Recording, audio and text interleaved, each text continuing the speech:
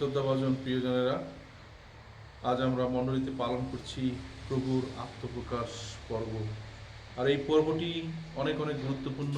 বিশেষভাবে আজকের এই পর্বদিনের মধ্য দিয়ে আমরা সারা মণ্ডলীতে বিশ্বাস ভরে প্রভু যিশুর সেই জন্ম উৎসব, প্রভু যিশু যে পৃথিবীতে এসেছেন, বিশেষভাবে তিন পণ্ডিত তারা সেই দূর দেশ থেকে প্রভু যিশুকে দেখা করার জন্যে, প্রভু যিশুর সান্নিধ্য পাওয়ার জন্যে, তাকে প্রণাম জানাতে তারা সেই জেরুসালেমে এসেছে। প্রিয়জনেরা, আজকের এই দিনটিতে অনেক দেশেই অনেক মানুষ সেই বড়দিন উৎসবের সে আমেজ বড়দিন পালন করে থাকে। বিশেষভাবে প্রভু যিশু এই পৃথিবীতে এসেছেন শুধুমাত্র আমাদের খ্রিস্টানদের জন্য নয়, সকল মানুষের জন্য। জাতি, ধর্ম, বর্ণ নির্বিশেষে সব মানুষ সেই যিশুকে ভক্তি জানায়, যিশুকে ভালোবাসে। আর প্রভু যিশু এই পৃথিবীতে এলেন মুক্তির বার্তা নিয়ে। তিনি এসেছেন যেন মানুষ পরিত্রাণ পেতে পারে, মানুষ উদ্ধার পেতে পারে পাপ হতে। একদিন যেন আমরা সবাই তার সেই ভোজ সভায় অংশ নিতে পারি। আমরা যদি দেখি, যখন বড়দিন আসে তখন চারিদিকে সেই শ্বাস রব পড়ে যায়।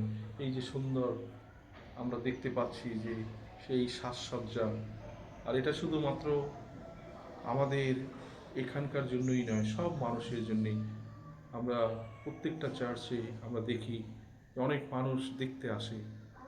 তারা বুঝতে পারে যে প্রভু যিশু জন্ম নিয়েছে, বড়দিন এসেছে, আর তাই এই আনন্দের সহভাগী হতে মানুষ ছুটে আসে যিশুকে স্বাগত জানাতে।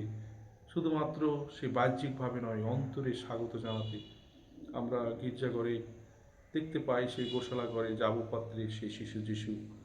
আমরা ভক্তি নিয়ে তাকে প্রণাম জানাতে যাই।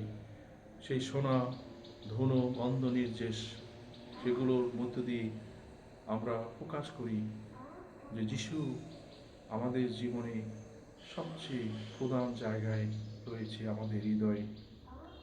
আমরা আনন্দ করি, শিশু যিশুকে নিয়ে আমরা পথ চলতে চাই। যিশু আমাদের জীবনের আলোর দিশা, অন্ধকারকে কাটিয়ে সে আলোর মানুষ হতে আমরা সবাই আহত।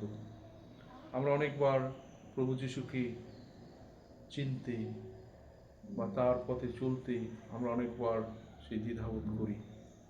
কিন্তু সেই ভিনদেশী মানুষ যারা অনেক সময় অনেকবার সেই যিশুর দেখা পায়নি, তারা কোনো না কোনোভাবে যিশুর সান্নিধ্য পায় যখন সেই প্রভু যিশুর সেই জন্ম বারতা, সেই উৎসবের আমেজ তারা যখন তাদের কানে শুনতে পায়। একটি তারা, যে তারা সেই পণ্ডিতদের পথ দেখিয়েছেন সেই যিশুকে দেখাতে, ঠিক একইভাবে আমাদের জীবনেও এভাবে এই যে চার্চগুলো, এই চার্চগুলো তারার মতো, যা দেখে অনেক মানুষ বুঝতে পারে যে প্রভু যিশু জন্মেছেন, প্রভু যিশু আছেন এইখানে।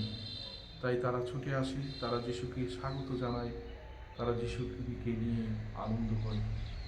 প্রিয়জনেরা, প্রভুর আত্মপ্রকাশ পর্ব আমাদের এই শিক্ষা দেয়, যিশু নিজে প্রকাশিত হলেন সারা পৃথিবীতে, জগৎ জুড়ে।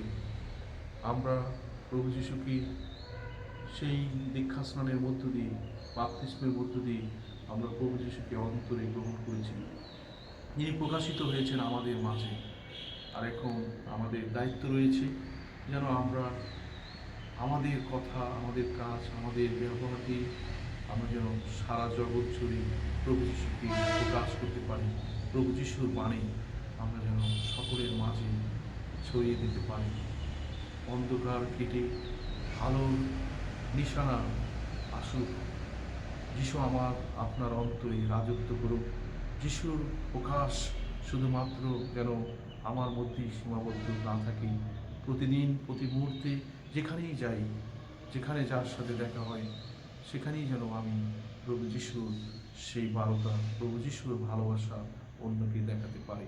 আজকের এই বিশেষ দিনে, এই আনন্দময় দিনে আমরা শিশু যিশুকে নিয়ে, প্রভু যিশুকে নিয়ে আনন্দ করি।